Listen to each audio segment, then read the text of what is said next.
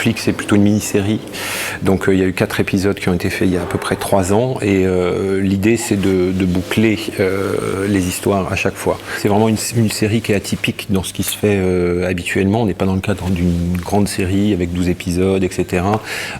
Donc du coup, voilà, il fallait remettre en question, trouver aussi une nouvelle idée originale pour que la saison 2 soit intéressante, qu'on garde les mêmes personnages mais que les personnages aient évolué, et puis surtout faire une saison 2 qui soit pareille, dans le même principe, bouclée, avec un début et une fin. La saison 1, moi, est une saison qui m'avait plu d'un point de vue artistique général, tant sur le thème qui était traité et la façon dont les choses étaient traitées. Là, il y avait une vraie couleur, un vrai parti pris, un vrai engagement. Donc du coup, c'était pour moi l'opportunité de mettre en œuvre tout le travail que j'avais un peu en réserve et envie d'exercer depuis très longtemps dans ce métier, mais que je tentais par des petites scènes par-ci par-là dans certains téléfilms pour y mettre un peu plus de climat, un peu plus d'ambiance, mais toujours de façon un petit peu retenue parce que les codes de la série font qu'on ne peut pas se permettre non plus. Voilà. On est vraiment parti dans le noir, ce qui était assez surprenant par rapport à la ligne éditoriale de TF1, qui n'est pas habitué à ce genre de choses, mais qui avait un souhait effectivement de partir dans la noirceur, ce type qui sort de prison, qui a plus de famille de flics, enfin il est perdu, il a plus de travail, plus rien, plus le droit de voir sa fille, il est tricard, il est mis au placard, et qu'est-ce qu'il va faire? Et donc ce mec, petit à petit, il va aller vers la force obscure et il va collaborer avec des truands.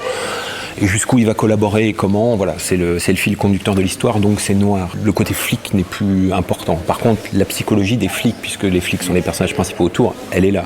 Mais le côté enquête, intrigue était quelque chose de complètement mis à l'écart.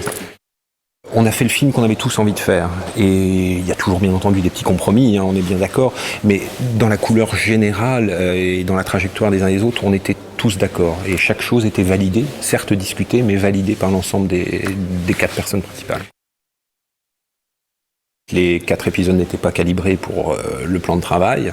On avait un nombre de jours qui était un peu inférieur à la saison 1. On avait 7 jours de moins, ce qui était quand même assez important. Donc ça faisait 11 jours par épisode. Donc on avait moins de jours de tournage, on avait plus de personnages, plus de scènes chorales, donc plus de valeur de plan bien entendu, et plus de décors. Donc la grande difficulté, ça a été de préserver cette envie, et cette envie d'avoir des décors qui étaient le plus variés possible, etc., mais de faire rentrer tout ça dans le plan de travail. Donc on a fait un gros travail là-dessus, et puis après on a fait un travail, pas après, mais en parallèle sur les trajectoires de tous les personnages, où on a pu travailler de façon vraiment intéressante avec Simon sur se renvoyer la balle, quoi. Il écrivait, il réécrivait, les acteurs principaux de la série 1 lisaient, disaient ce qu'ils pensaient de leur personnage, qu'est-ce qu'on pouvait améliorer, etc. Donc on a travaillé de façon en échange, et ce quasiment jusqu'au dernier jour de préparation. La fin de l'épisode 2 et la fin de l'épisode 4 qui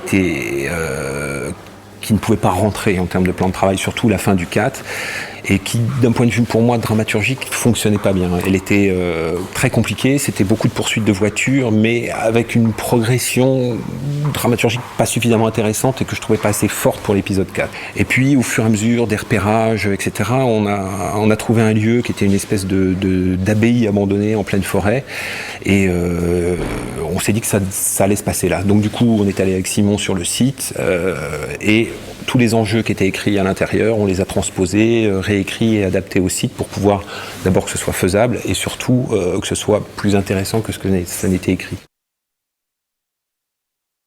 3 jours sur le plan de travail. Voilà. Donc on a eu 3 jours, 3 caméras.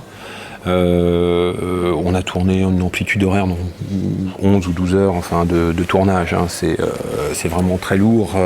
C'était prévu au plan de travail. Il faut savoir qu'on tourne dans un supermarché, donc un supermarché, déjà il faut le trouver, un supermarché qui accueille un braquage, etc. On est tombé sur un mec formidable qui est féru de cinéma, qui adore ça. Malgré tout, on était un peu sans filet, c'est-à-dire que voilà, il y avait toujours des gens qui se baladaient, qui pouvaient être dans le champ, etc. Donc c'était très très difficile. Quand on s'attaque à ce genre de scène, là, moi, j'ai refait réécrire l'ensemble des choses avec des intitulés de décor, une action, donc une phrase, un truc, donc ça donnait un truc qui est imbitable à lire et très désagréable à lire pour le Pékin lambda, mais qui est un document technique pour nous formidable. Donc on a fait ça au plan, Et donc c'était écrit. Donc tout ce qui se passait était validé par tout le monde. Donc il n'y avait pas de discussion possible sur les intentions, sur le pourquoi, sur le comment. Moins de 12, pas moins de 12, tout ça c'était validé, entériné, et il n'y avait rien à dire. Et donc le montage a été validé, notamment pour cette scène et pour plein d'autres choses, à 100%.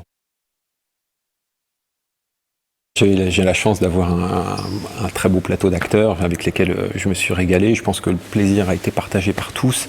Et voilà, on avait les canevas et après, en fonction des personnalités, les mecs se mettaient des trucs en bouche. C'est toujours pareil, quand on est dans les scènes chorales de voyous, par exemple dans les boîtes de nuit, les mecs commencent à se chauffer un peu, il y a les nanas qui dansent et tout, ça picole un peu et tout d'un coup, il y a des choses qui sortent qui sont des choses de la vie et de l'humain et qui prennent place et qui donnent une vie extraordinaire à la scène. Et donc ça, on s'en est jamais privé, bien au contraire. On a un travail technique, certes, mais on a un travail artistique aussi, quoi. Donc c'est une conjonction. Pour moi, il y a vraiment... de dissocier les deux, pour moi, est une aberration. Alors après, il y a des degrés d'investissement sur des séries qui sont plus ou moins importantes que d'autres. Sur ce genre de série, c'est un investissement total. Donc il y a du cœur, il y a de l'émotion, il y a des choses qui sont mises derrière. Et il y a forcément de la création. Hein. Donc pour moi, non, c'est un mot qui est collé. Ils doivent être accolés l'un à l'autre.